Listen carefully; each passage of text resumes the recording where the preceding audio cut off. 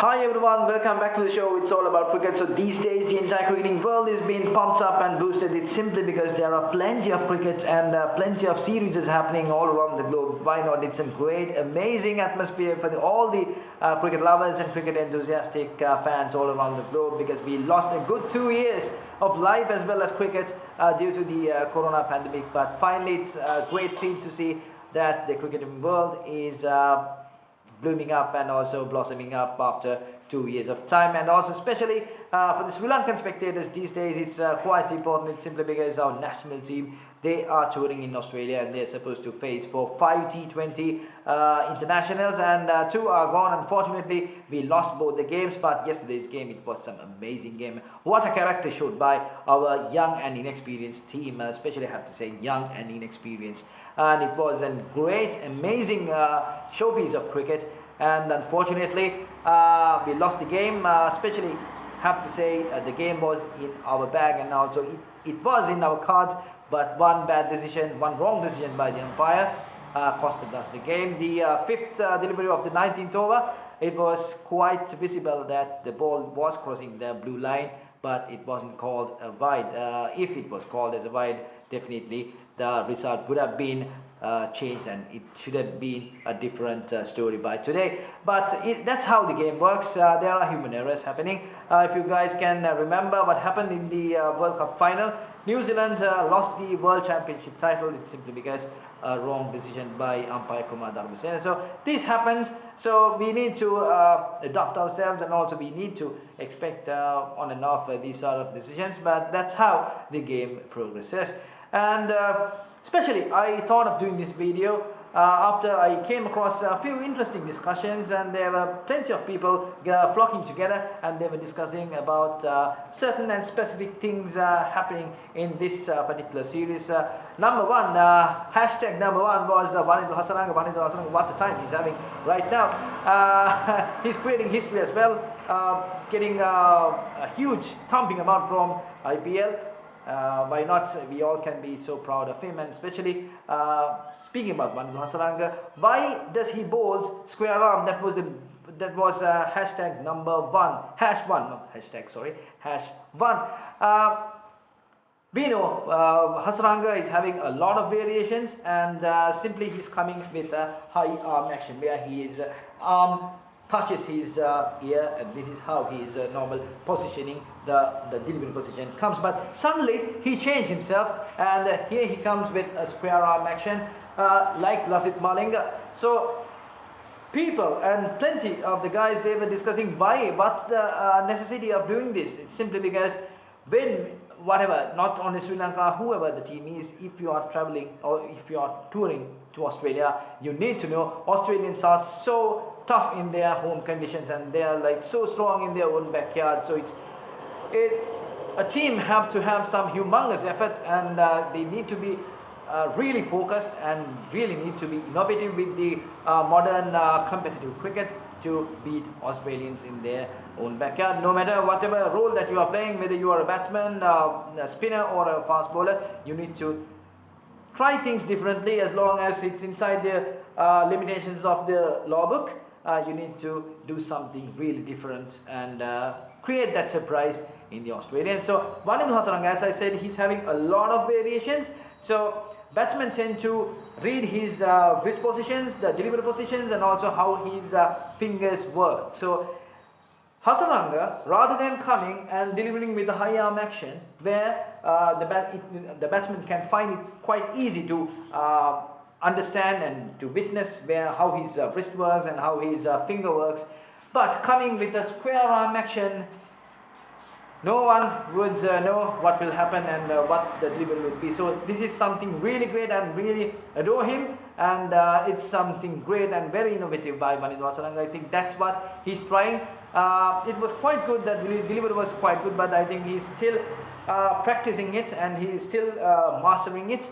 But it would be a great weapon in future. So Wanindu Hasaranga, I think that's what he's trying. And also definitely the ball would be much more quicker than quicker in the air.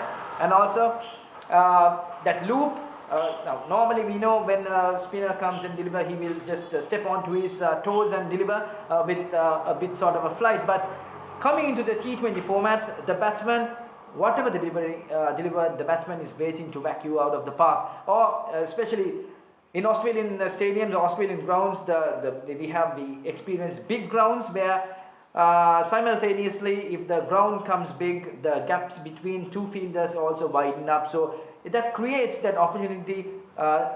Even the batsman, if he couldn't play a 6 or a 4, he can simply get 2 runs or 3 runs in each delivery. So that will really affect to the final score. So a spinner coming and really bowling that slowish delivery, looping and flighting the ball, that will give some extra time to the batsman to prepare and work it to the gaps. But through this, Wanindu Hasaranga just cutting off that loop and that flight in the ball, I think it gives less comfortability for the batsman to read Wanindu Hasaranga. It's simply because I think these are the facts to look with Wanindu Hasaranga. And also, speaking about Australians, I saw something very interesting as well. The two openers, Benjamin and Aaron Finch.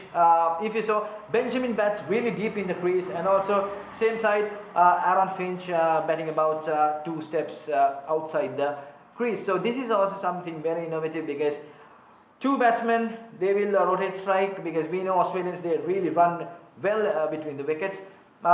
Simply it can mess the bowler's lengths. So for a bowler, it would be very difficult when the batsman crosses, or eventually they crosses and they run between the wickets. When the strikes start to rotate, one batsman, he will really stand deep in the crease, and the other batsman he will stand outside the crease. So this can really make fast bowlers' life very difficult. So this was something I noticed, and it's a very good move by the Australians, and I think it really worked for them as well. So that's what I told. Coming into the T20 format, no matter what country you are playing for, you need to be very innovative, and you need to be very precise about what you are doing. And also, speaking about the Sri Lankans, our bowling attack, why not Lasith Malinga factor? Definitely. We saw plenty of slowish Yorkers fired in the 4th and 5th stump, outside the off stump. I think cramping the batsman.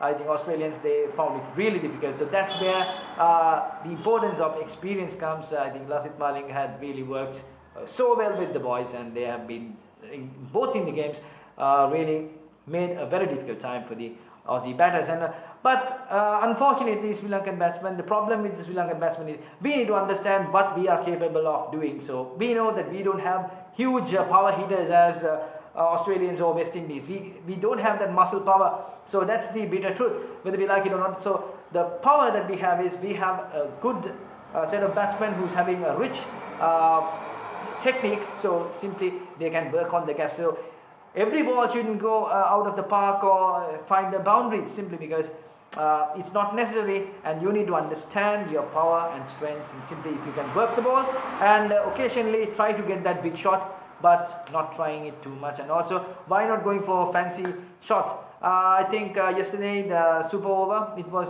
started with a messed up shot by the skipper. The skipper played brilliantly in the normal inning, but he actually tried something fancy. I think coming into the position and the scenario, nothing new or nothing fancy should be needed. Simply sticking to your basics, and scoring is the basic thing. So I hope Sri Lankans, the tomorrow's game, it will be another big game, a decider.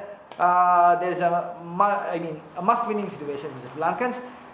Hoping all the best for them. I think if they can focus a bit in the batting, and also how to work on the gaps and to take that occasional single, double or the triples, I think we can have confidence in our batting as well. Especially to say the little man, Pathum Nissanka, what an impressive talent we have found.